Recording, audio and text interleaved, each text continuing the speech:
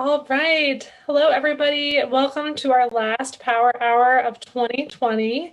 The year where we did most of our Power Hours virtually, and we thank you all for bearing with us and learning with us as we adapted and shifted into this new virtual reality that we're in. We're really excited for this Power Hour today. It's really great timing as we start to dive into Ben's Community Climate Action Plan and looking at some of the strategies that are in the plan.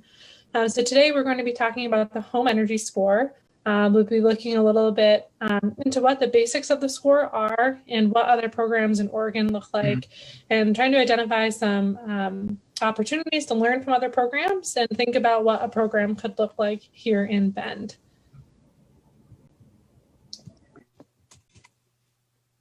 So just a quick overview and intro to the Environmental Center for those who aren't familiar with who we are. We work alongside people of all ages, local businesses, and elected officials to create and advocate for meaningful, lasting change that everybody can be proud of. So a perfect example of this is our work in collaboration with other individuals and environmental organizations to get a climate resolution passed by the Bend City Council, and then working on the committee to develop the plan, and now our continued involvement in overseeing the plan's implementation on the Environment and Climate Committee. And I just realized I didn't introduce ourselves. So my name is Lindsay Hardy. My pronouns are she and her, and I am the program director of the Energy Challenge. And then I'm joined on the back end today by Neil Bonsgard, who is my colleague on the Energy Challenge and is currently sitting on the Environment and Climate Committee that'll be looking at how we implement this plan in Bend. And just a quick thank you to our title sponsor, Energy Trust of Oregon, helping us ignite these conversations around energy efficiency. Here in Central Oregon, Energy Trust works across customers of Pacific Power, Portland General Electric, Cascade Natural Gas, Natural, and Avista.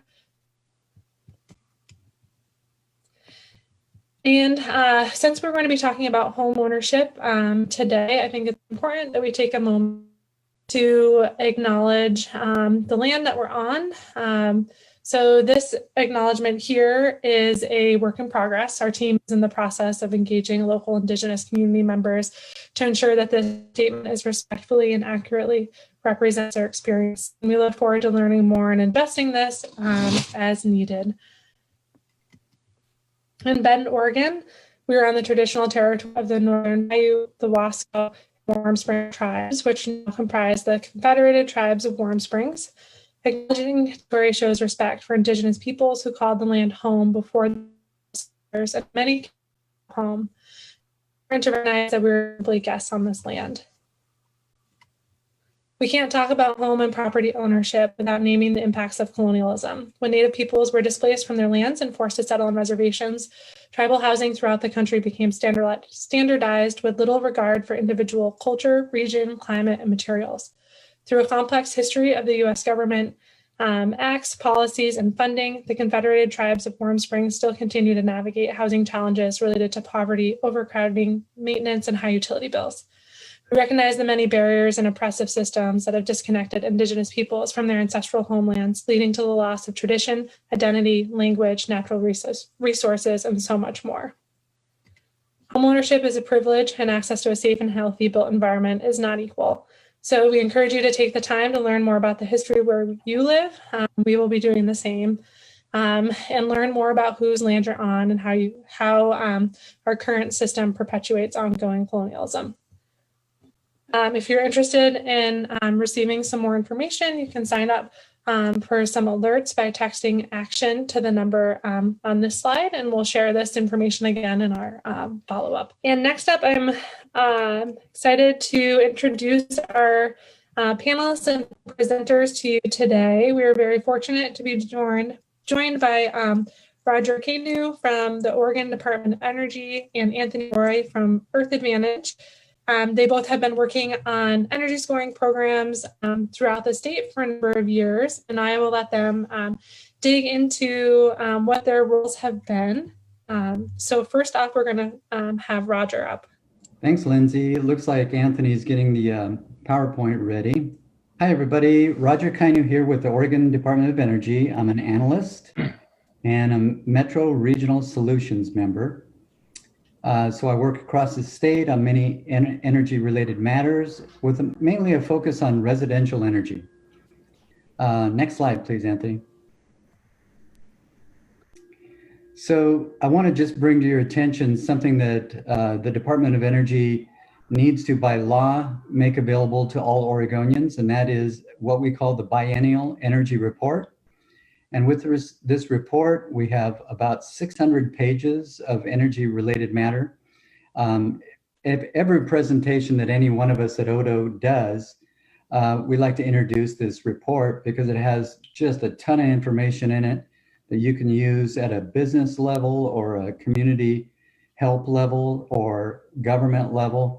And it just really helps people understand how energy is made in the state, what energy is imported, and where it goes. I mean, where energy is delivered out to, and actually how homes consume energy and businesses, commercial and industrial, just a ton of information here. So I just want to make that available to you. There's a website down at the bottom right that'll show you where you can access this. And like I said, it's a 600-page report, so it's kind of hard to sort through, but it's segregated into chunks. And you'll see that when you open it up, you can go directly to the area that interests you the most. Next slide, Anthony. So part of this information that I just discussed with you deals with what's going on with Oregon's energy landscape, and that's Oregon's GDP, population and energy consumption by year.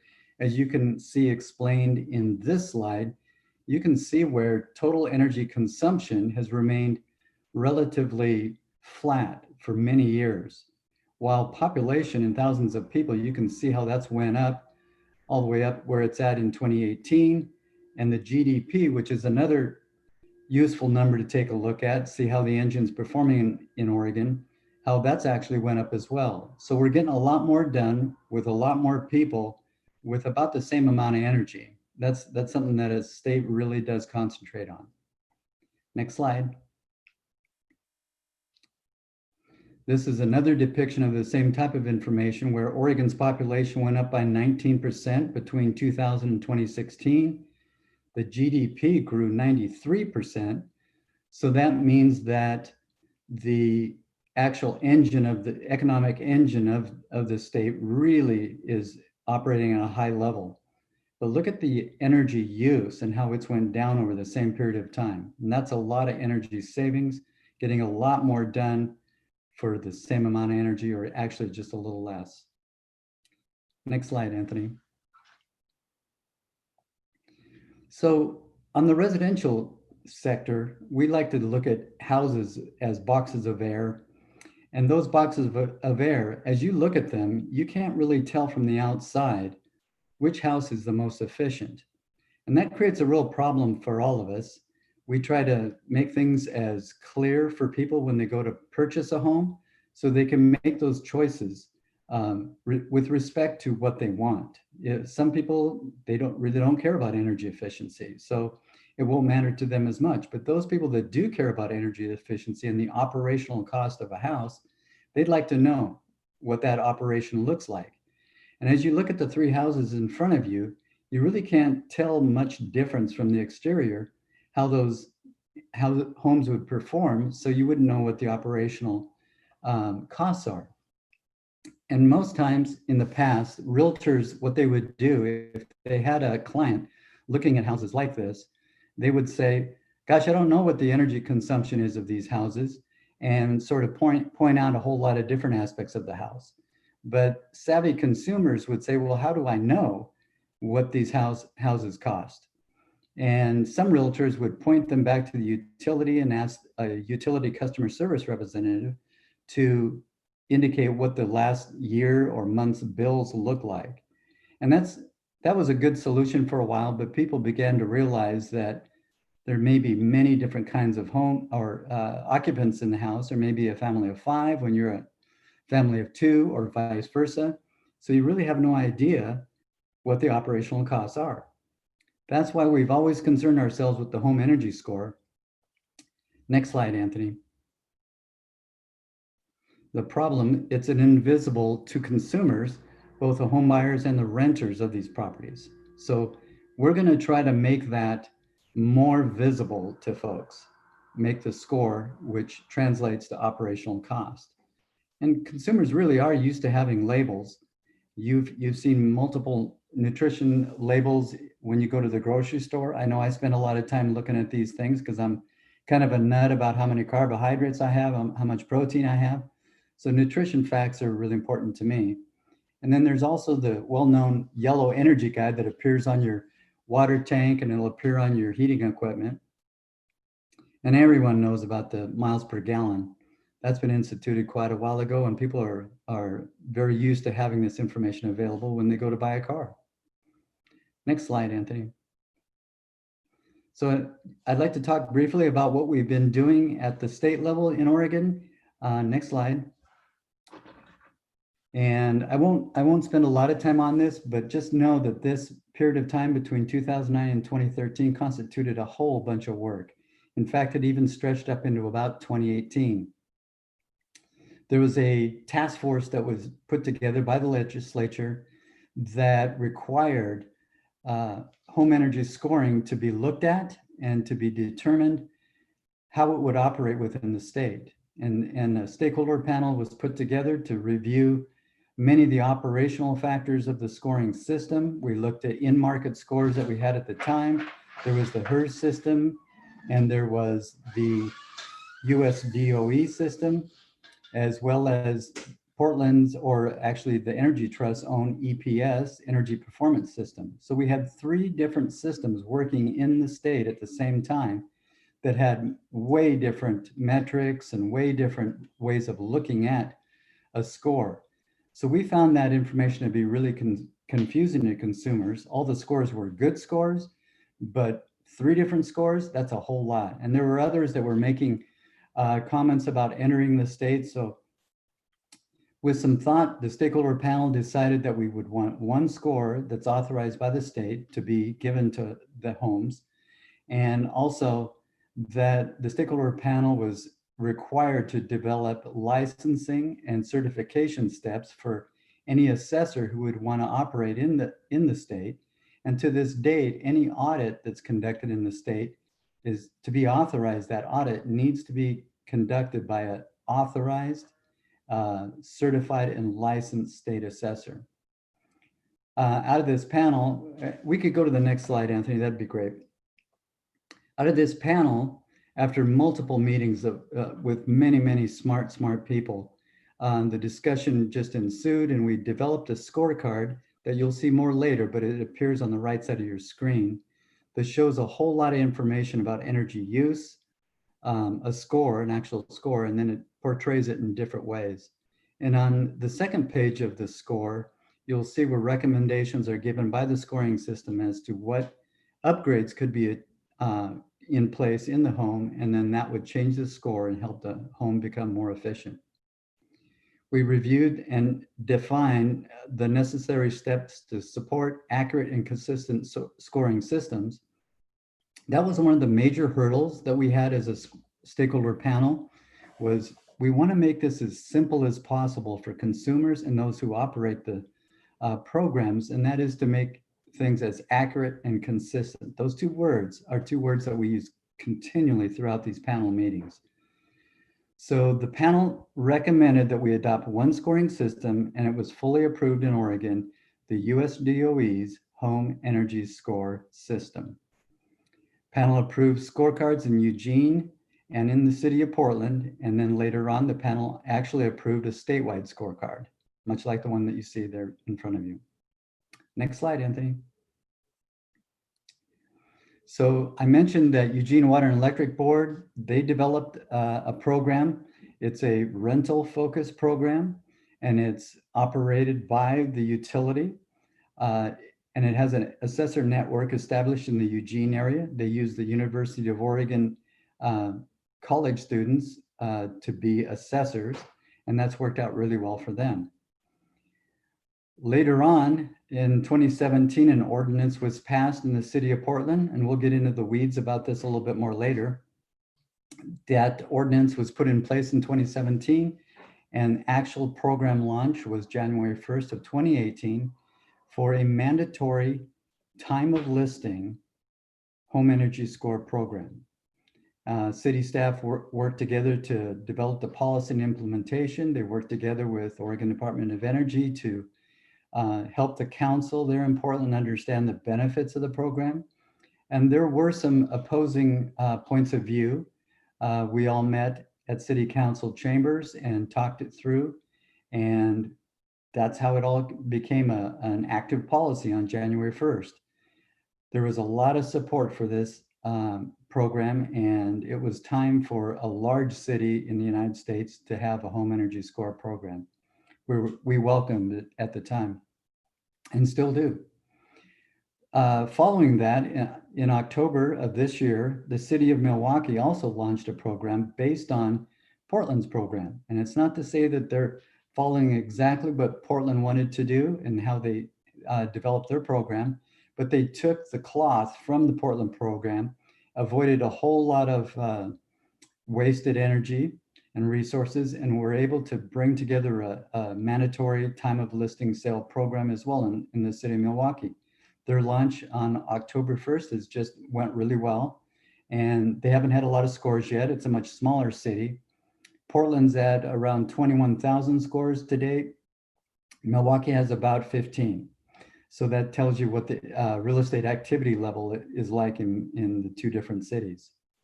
And since then, the state also continues to work with local programs and the US DOE to further home energy scoring. We're in constant meetings with US DOE and the local programs to see what's working and what's not working and how we can improve things. We are always there for the cities, and US DOE is always there for us. I always have to make this comment, and that is, I wouldn't be doing what I was doing if the US DOE team weren't folks that are just exceptional in what they do. They're huge supporters and they're technologically savvy. Next slide, please. So I wanted to give you just a brief look at a very important study that came out of the city of Austin. They've had a scoring program in effect for quite some time, and they did an evaluation of their program, and it was pretty comprehensive. Some of the highlights of that study are here in front of you, and I'll just run down to the ones that I feel personally that really speak to the outcomes of that study. And that is government intervention addresses the market failure of there being incomplete information in housing transactions of the energy performance of homes. And that's been a long time statement. I mean, we knew that back in 2009 when the legislature asked us to take a look at scoring. We knew that people were unable to tell what the operations were like of each home that they intended to buy. So to be able to find a study from Austin that actually pointed that out years later, we felt really good about that.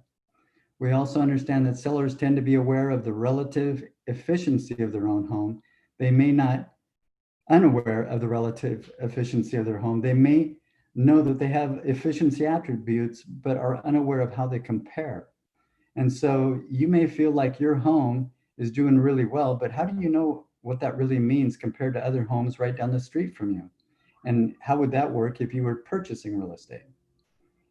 So this lack of knowledge on relative performance causes the seller to avoid voluntary disclosure. And I want to make a real point of that. I've been doing this type of work for over 30 years, and we've tried voluntary systems in multiple ways to help people understand energy efficiency and take advantage of a lot of incentives that are out there and other benefits. But frankly, when a program is voluntary, there is very little uptake. And there's so many examples of that. We can talk endlessly. But once a jurisdiction or even a smaller locality comes to the table and says, no, we want to make a mandatory policy, then obviously traction happens. You'll see assessors come to your local area and perform these assessments, and that really drives the activity. You can see how that would be the case if it was mandatory. Next slide, Anthony.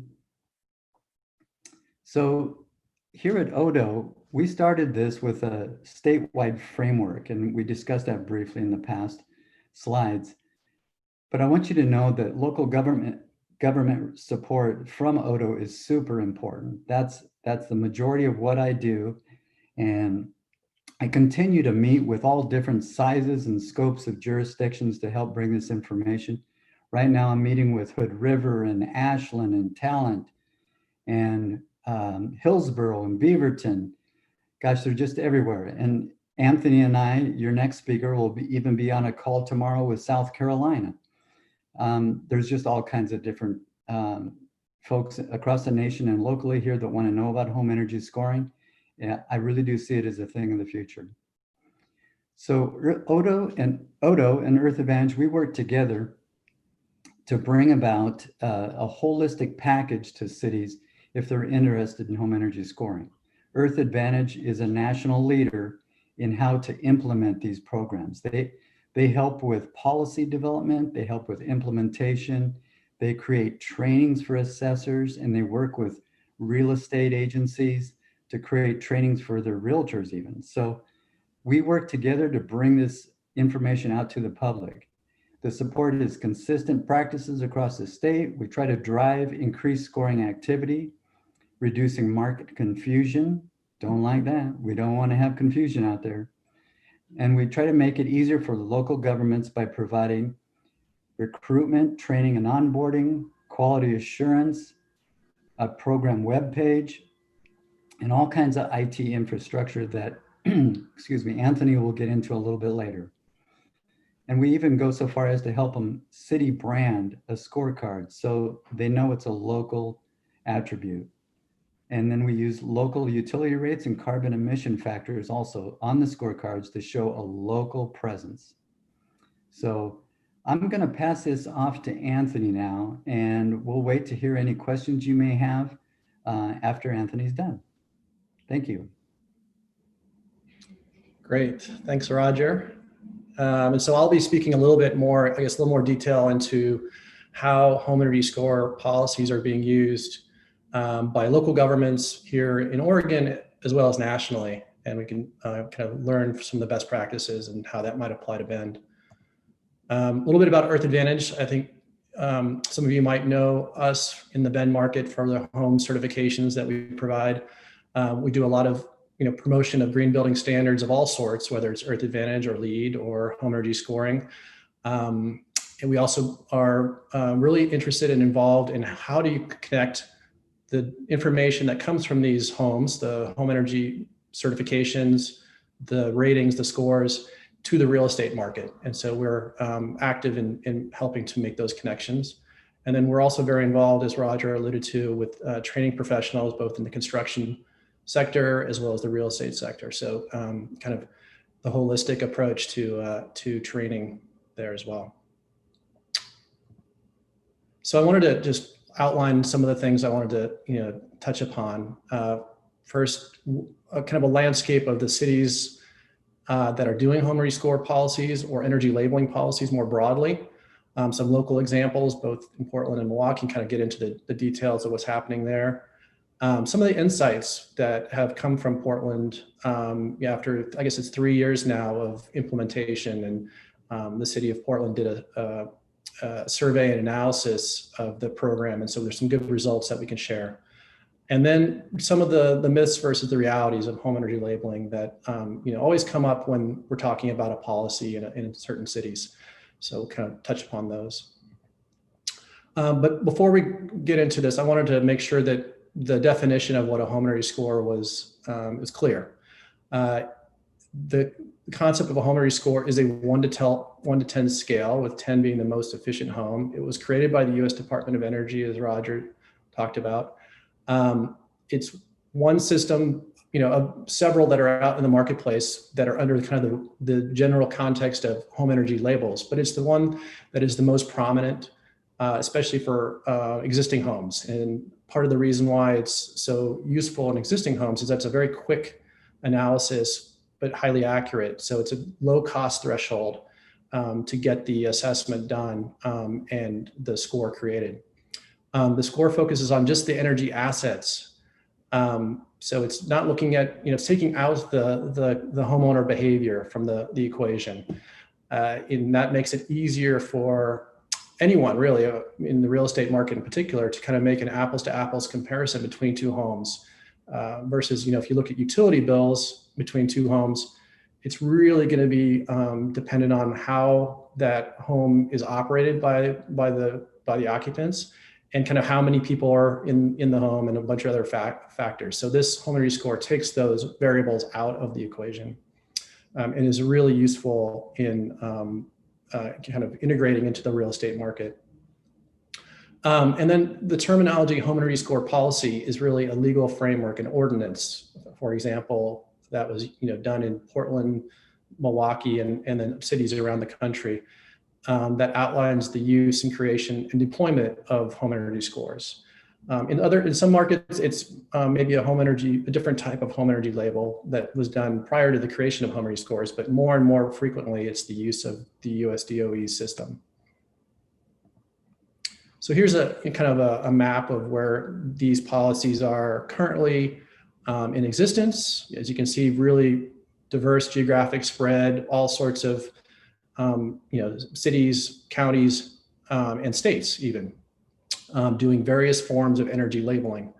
Then on the right is where there's policy development actually happening at the city level.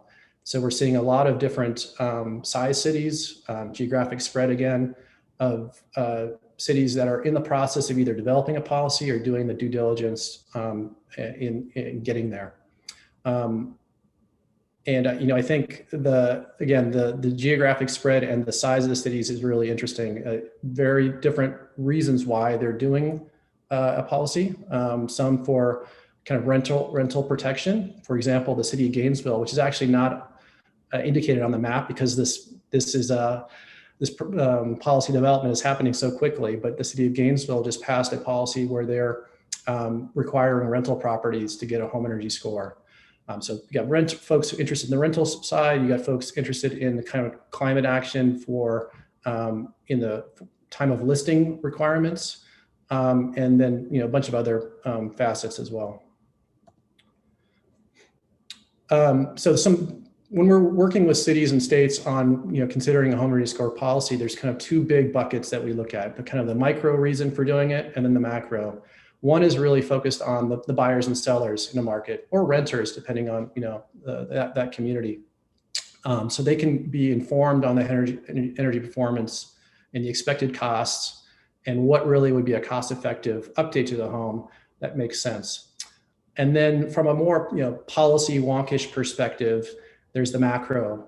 So for city and state policymakers, understanding how to this tool, this home energy score tool, can provide a way for markets to more effectively and smartly value home energy performance and home energy investments.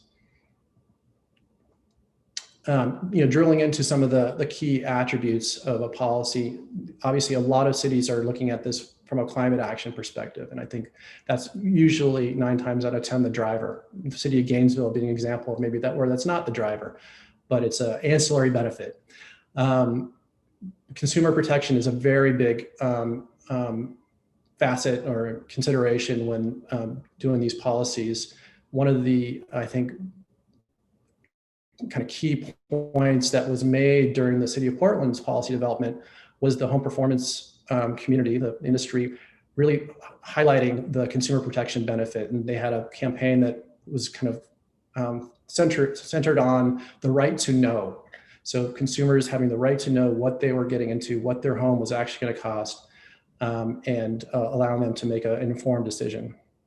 And then there's some other additional benefits, as I'll talk to later. There actually was a new industry, really, or a larger growth of an existing nascent industry around home energy assessments that came out of the policy. So we'll go into a couple different existing local policies. One, the city of Portland, that was passed in 2017 and started implementing in 2018. And then the city of Milwaukee's, which was passed in early 2020 and then just started implementing in October. So very recent. both of these cities require the same thing. Their language is very, very similar, not by circumstance, just that was very calculated. So there's 3 steps. The first step is to obtain a home energy score from an authorized assessor, and that's something that Earth Advantage provides kind of assistance on authorizing those assessors, making sure they've gone through the right training and credentialing. And then the next step is that the home energy score is listed on a multiple listing or another online listing service. And so in the Portland metro area, the RMLS, the regional multiple listing service, worked closely with both Earth Advantage and the city of Portland and the city of Milwaukee to ensure that there was a connection that was can be made between the creation of the home energy score and the listing. So they've been very, very helpful in that regard and making that easier for their subscribers and essentially the real estate industry locally. And then the third step is to provide a copy of the actual hard copy of the report to agents and buyers, both physically in the home and obviously through the listing. This is kind of how the data flows in the Portland metro area. So a home energy score is created. You can see in the upper left-hand corner there. That's the example of the city of Portland's home energy score. City of Milwaukee's is very similar with some minor modifications that they made at their request and with their branding. And once that is created, it automatically goes to the RMLS into the listing. So all the listing agent needs to do is hit the button and it populates into the listing. It populates into a really prominent location in the kind of the remarks field where all the text is describing the wonderful attributes of the home. Right there, along with that, is the home energy score itself and a URL link to the actual 2-page report. And then automatically from that RMLS listing, when RMLS sends the data out into the world to all the different listing portals or real estate portals, that home energy score information carries right along with it, and it goes out into the world and is available to any person shopping around for a house, regardless of what portal they might be using. So I think the examples here are Realtor.com and Redfin, but same thing is true for Trulia and Zillow, et cetera, et cetera. Roger touched upon this a little bit. 21,000 homes so far in Portland. We're up to 26 actually scores in Milwaukee I guess it's 2 months of activity. One of the things I did want to point out was the number of home energy assessment companies that are offering their services in the market. So there was the number on the left in the Portland column there, the 101, is the total number of companies that started up and provided services. There was a real rush once the policy was passed to serve this new market, which is, was not really available before the policy was passed. Over time, companies have found that they were not as effective at finding customers, and others prospered. And so it's really settled out now at a place which is kind of where the market, needs to be. There's still more than enough companies providing services, and services can be obtained to get a score the same day by sellers or their real estate agents. So it's, I think it's really interesting to see once you kind of create this market, there's a lot of interest and there's more than enough companies providing the services. Milwaukee has benefited by its location being adjacent to Portland, where it has 25 companies providing services in their territory, which is more than enough to cover the volume that is created in a fairly small community. You might be wondering who becomes a home energy assessor, who came into this market, what were their backgrounds? A large number of them were home inspectors, which makes a ton of sense. You've got basically a building professional with a lot of training who's already has relationships with the real estate community And they just need a few more steps in training, specifically around home energy score and using some of the systems. But they're already kind of a built-in workforce for a policy, and are probably the majority of folks in the authorized home energy score list are folks who have a home inspection background. They're not always the ones who provide the most scores, because they're basically seeing home energy scores as an augmentation of their existing business. So they're not focusing on just providing home energy scores, they're providing other services. This is one way to kind of enhance their toolkit of services. But there are some other folks who have different backgrounds who have actually been really successful at kind of capturing part of this market. Environmental entrepreneurs, folks who actually came from, in one case, a real estate background, who was a real estate agent with a kind of had a construction background as well, and really saw this as an opportunity and created a business, and is actually one of the leading providers in the Portland area. But there's also folks who have, kind of more traditional energy assessment backgrounds. And then interestingly, home measurement and appraisers also have kind of joined the workforce, and again, see this as a way to augment their existing businesses. Some of the insights from Portland, this is, again, after 3 years of implementation, the city did an analysis. It was required, by the ordinance to report back to city council. And what they found was that the market costs for the score were actually a bit lower than what they had anticipated. I think we all anticipated somewhere between around $200 would be the price for the obtaining a score. And actually the market came in a little bit lower than that. Obviously there's a range depending on the size of the house and things like that, but that's where the average came in at. And that was partially, I think, due to the fact that there's so many available providers of the score. So again, the assessor supply meets and actually exceeds the market demand, which I think was one of the key things that realtors were concerned about early on when the policy was being proposed. And clearly this is something that was addressed really well by this program.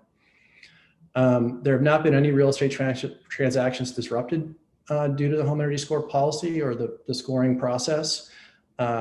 Not delayed because of, again, there's available service providers to provide the score. Qualifying low-income home sellers can receive a free assessment if they meet certain eligibility requirements. And that's something that a small fund that the city of Portland set up and the city of Milwaukee set up to cover the eventuality of someone finding the $125 cost prohibitive. And then as part of this evaluation, the city staff surveyed, the buyers who had used, or actually just buyers in general, and to determine if they had used a home energy score in their buying decision and so forth, and found some really, I think, compelling results, which is that many buyers discussed the home energy score with their agent, and then also considered kind of the home energy related investments that they could make or might want to make as part of that. So I think if you think about kind of what an average buyer would be doing in their discussion with their real estate agent historically, I'm pretty confident that not that many people were talking about energy efficiency at that, historically. This, I think, has proven to be a tool that sparks conversation, sparks questions, and sparks action. So lastly, I just wanted to touch upon, some of the things we heard when these policies were being developed in Portland 4 years ago. One was a kind of a fear that the home energy score requirement would be a threat to the realtor's business, that it would stop or impede transactions. And as I mentioned, that's not happening at all. The second kind of concern we heard was that home energy labeling and just kind of the requirement to score a home, especially older homes, would be harmful to folks who couldn't, afford to update their home and were putting it on the market. And there's just no available evidence to show that any score or a home that is scored lower on the 1 to 10 scale is devalued in any way. In homes that are scored on the higher range, we hope and we think and expect they are being valued more. We've seen evidence in studies that such as the one Roger mentioned in Austin, that there's about a 4% premium for homes that have had an investment in energy efficiency. So I think that there's the pro and there's not the con of that, that valuation equation. And then the last is that, and this was true, this was true in 4 years ago, and I think it still holds true, that there's a recession looming, and this is now not the time to do this kind of policy. And I think one of the things that we've seen is that this information can be really, really helpful to folks to understand what the real cost is of getting into a home. Many of us don't think about the full cost of operating a home.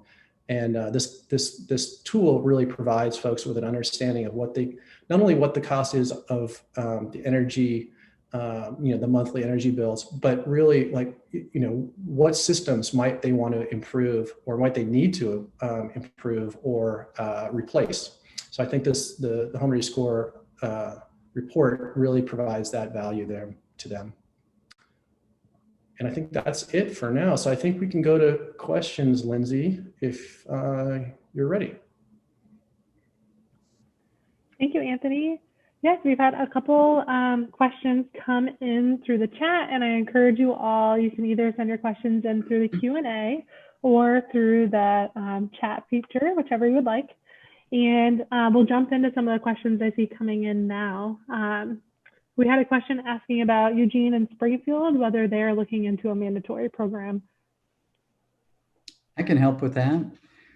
We've been down to Eugene and talked to the city, and at the same time we talked to Eugene Water and Electric Board to sort of hear from them what their needs are. And they're in the process of thinking about this. Not sure where they're at today with that, but it was about a year ago that we met with them. They were very interested, had all of the confidence behind the scoring system and how we could get it done in that area. I think, as I recall back to that discussion, they were, as a priority, they were focused on clean energy.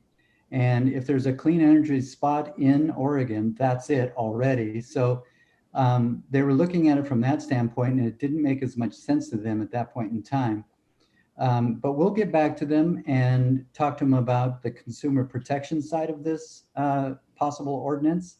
I have yet to see a locality like a jurisdiction like that not find it very interesting from a consumer protection benefit side. Thank you, Roger. Yeah. All right, and then we had some other questions around model policies or ordinances. Have either of you either helped craft some of those ordinances, or do you have resources to help with that? Go ahead, Anthony. Well, yeah, I was just going to say that, I think both the city of Portland and city of Milwaukee, especially the city of Milwaukee, I think they got a few nuggets of best practices that they learned through the city of Portland's experience. And so I think that is probably the best crafted ordinance that I'm aware of. It really, I think, is, it's the latest, so it makes the most sense that it would have kind of all the elements that you'd want in a policy. And I think, Natalie at the city of Milwaukee is a great resource. Whoever asked that question, I'm happy to kind of connect you with Natalie at the city of Milwaukee. I'd like to add to that as well, Lindsay. We have a statewide user group for cities that are interested in developing policies and implementing programs like this. We have a user group that meets on every 3-month basis, and the people are just wonderful to work with. We have people that are in all phases of this kind of policy development, so we can help you walk along and then meet with you at your desk as well when we open up the whole from the pandemic anyway. Yeah, that's really great to know. Yeah, that there are other probably other communities that are in about the same stage, and we always know that peer-to-peer is a really great resource to be able to learn from each other. So along those lines then, Anthony, you were saying that the Milwaukee program has a really well-crafted ordinance. Are there any aspects of either Portland's or Milwaukee's programs that you found particularly innovative, or are you think the most effective pieces of their policies? Yeah, I can take that one, Roger. I think there's two things that are innovative in both those programs and policies. One is the kind of automated data flow to the regional multiple listing service. And so I think that's not something that's been done in other parts of the country. Even, you know, a city will have a policy that requires some sort of energy label or energy score, but that connection directly to the real estate industry has not been established except here in Oregon, or I should say in the Portland metro area. So that's been a real welcome partnership. I think the regional multiple listing service saw a lot of value in providing that service to their subscribers, because it made it a lot easier for their subscribers to essentially adhere to the requirement that the cities had put forth. And it just saved them time and headache from having to manually upload, you know, a report or a URL link or what have you. So I think that was one of the key innovations. The other one I would say is a kind of an automated quality assurance process where it kind of eliminates any potential human error or data entry problem that an assessor might have. So if they put in the wrong number into the home energy score system, there's a system that actually catches that. And it says like, that's impossible. That's, you know, that home cannot be in that configuration with those components. And so it flags it and either says that to that assessor, you cannot continue with that data input, or you need to go back and check the information that you're providing. So that's a really helpful way to ensure that the information going out to the consumer, to the homeowner, to the home seller, and to the real estate industry is as accurate as possible. Yeah, that's great to know. And then along those lines, as far as quality assurance goes, it's really interesting to see how they have that catch in the system. And then how else is quality assurance handled to make sure that people are appropriately assessing homes and getting accurate scoring? I know there's been some concern that assessors might come up with different numbers for the same house. Yeah, so I think first of all, prior to an assessor becoming authorized, there's a training protocol and process they have to go through. And then as part of the program itself and the policy, the U.S. Department of Energy requires that at a minimum 5% of all scores that are happening within a certain geographic area, need to be quality assured. And so that process has been historically a quality assurance professional goes out with the home energy score assessor and scores the home at the same time. And then they compare notes, essentially. They compare to see if the assessor and the quality assurance provider come up with the same result. And more often than not, they do. I think it's in the 90% range that they come up with the same score. But there are some cases where you see some nuance slightly differently. And that's just an opportunity to educate that assessor and then ensure that the next time that they go out and see that same kind of home variable, that they are seeing it the same way that it should be seen, that the quality assurance provider sees it. Great, thanks, Anthony. And then Roger, I realized I skipped you on the innovation piece. I don't know if you have anything you want to add there, or if there are any program outcomes that were better or worse than expected. Well, I just think the compliance is a big piece of it, and that's came out really well. Portland took a real light hand on compliance in terms of getting people to actually get a score, following up on that.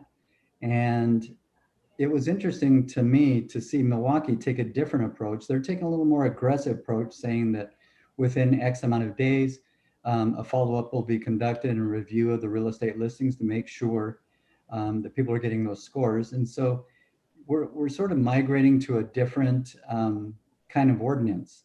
But we do leave that up to the local city to determine that. If they feel their personality of that city wants a more aggressive approach, they can adopt that standard. So yeah, just good lessons learned. I have two more thoughts on the kind of innovation. I think one of the things that we saw with Milwaukee was that the real estate community was did not respond in opposition to that policy development process or to the proposal the way that they had 3 years prior in Portland. Basically, the systems were working, and all the concerns that the Portland real estate community had initially have largely been assuaged. Either they see it as a benefit to their clients, or it's like a neutral part of a real estate deal that doesn't, significantly impact them one way or another. So, I think the fact that Milwaukee, when they're doing the public hearings and the council hearings, no, there was literally zero real estate, attendance and pushback. So I think it just shows that this is working well and is being kind of accepted as standard practice now. The other point I just wanted to add was, I think it's worth noting that Odo has really been an innovator nationally, and the way they've structured this this system here in Oregon, it allows cities to very easily plug into an existing infrastructure. They don't have to reinvent the wheel each time or come up with their own system or figure out nuances that relate. There's a lot of the work has been done, and it can be now just kind of contoured to some local considerations around what kind of message do you want to put on a scorecard or things like that. So I think other states, like Roger mentioned, South Carolina, are looking to see how they can structure something similar in their state. So I think it's a real win for Oregon. Yeah, I think it's an exciting time for us to be considering something like this and what a program would look like, knowing that there's resources out there, that there are lessons learned. There are folks who are already a couple of years in, or in the case of other communities like Austin, a decade into their program. So we're at that cusp where we could still be a little bit innovative by jumping on somewhat early, but there's enough people out there that we can learn from. So the way I see it, it's just really perfect timing to be looking at and considering these programs here in Bend. We had a question, someone asking if you can currently get a home energy score or assessment done here. Yeah, it's a great question. I forgot to mention that there are actually 2 already authorized assessors in the Bend market. And one I think actually has a name like Home Energy Score something LLC. So, I mean, someone is already seeing that this is an opportunity to, serve a new market. So yeah, there's already 2 folks there, or 2 companies. And, I assume that if the policy was, promoted or passed in the future, there'd be even more. Yeah, and I think it's one of those conversations that Anthony, you and I had started to have a little bit earlier about like what comes first, the chicken or the egg, that in a lot of places you need to see something put in place, and then the businesses will spring up to help support that initiative. But it's hard to know which piece is going to come first with some of these policies. But along those lines, there's other resources that once the program's in place, a lot of times we see many more assessors coming on board, and there's potential for other to develop more tools to help support the program. And I don't know if either of you could chat a little bit more about what's going on with Portland with some of the tools that you're working on with lenders, or other things that might be in the pipeline to help support more efficiency projects once a program is in place. Anthony, you want to handle that one? Sure, yeah. So from the lending perspective, this is an area I think of tremendous opportunity, and we are going to see, I think, more and more connection between the home energy score information and the lending community, and something we're really starting to work hard on. What is available is at the federal level, there's a Fannie Mae home energy style mortgage loan product that is tied directly to the home energy score. So any of the recommendations that are on a home energy score are automatically eligible to get financed. And there's special terms, financing terms that are really advantageous. It's 15% of the as completed value of the home can be essentially financed through this product. I think we're starting to see more and more interest in this. We've just wrapped up a lender training with 20 loan officers from Umpqua Bank in the Portland area, because they recognize that there's now 21,000 home energy scores out there.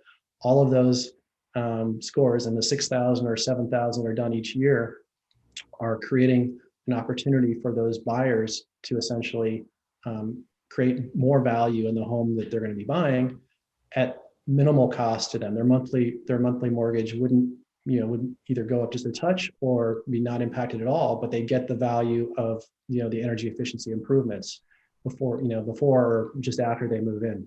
So it's a really tremendous opportunity. It's a matter of just kind of, I think, getting the lending community more up to speed on it. Great.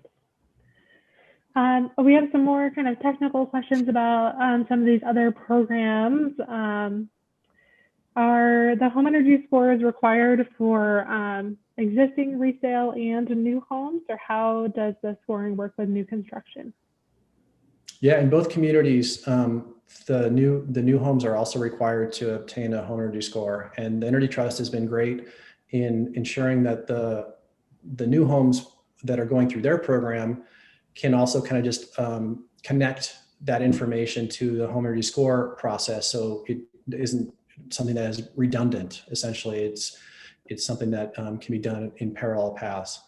But then, any other new home that's being built that's not participating in the Energy Trust EPS program would need to get a home energy score, which I think most builders are happy to show that their new home is a 9 or 10 or whatever on the scale, and they can market that in a way that they couldn't before. And when I say happy, I don't mean happy, but I mean like yeah. We'll ask a quick question and then we can wrap up. If folks have any other questions, feel free to still chat them in and we can answer them in our follow-up email. So feel free to send in a quick chat if you don't want to make sure we don't miss any questions. How long is a home energy score good for? Do they ever expire, or how long does it live with that home's property record? Yeah, in both communities, it's 8 years, and that's a kind of a policy decision to make the score good for 8 years, and essentially it means that someone who is going to buy a house or sell a house, 4 years from now, and there's an existing home energy score available through the database, they can just use that score and list their home with that 4-year-old score. So it makes it it's pretty easy for folks to reuse those scores over time. Of course, if there's some improvement that's been done over the course of time, they're required to get a new score. But most people would want to get a new score anyway, right? They want to showcase that improvement and the higher score that they would likely get. Mm-hmm. All right.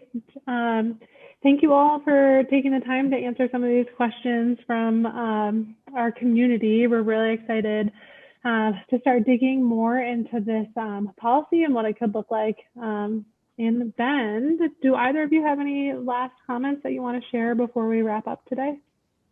Well, I just want to say thank you, Lindsay, and thank you, Neil, for such a professional delivery. Yes, thank you both. We're looking forward to working with you as we dig into this some more. And Anthony, I apologize. I think I just cut you off there. No, I was just going to say, I think I speak for both Roger and I that we're happy to be a resource to the Bend community in any way that you need. As you're thinking through these kind of policy questions, hey, please look us up, and we'll happy to share whatever knowledge we have. Fantastic. Great. Well, for the rest of you here today, you can look for this follow-up in the next week or so with a whole host of resources if you want to dig in and learn more or read any reports about other programs. In this new year, we are going to be launching a pilot program in Bend to start to collect some data to see where there might be potential barriers or roadblocks in Bend and start to answer some questions about what a program could look like here in our local community. So I invite you all, if you have any thoughts or comments, to please share those with us, and there'll be lots of opportunities for engagement as we go. So we look forward to continuing to work with the rest of the community to figure out what a program could look like here in Bend. All right, so thank you all. We'll be in touch soon, and I hope you all have a safe and healthy rest of your week and holiday season. Thank you. Thanks, Lindsay. Thanks, everybody. Thanks, Neil. Thank you.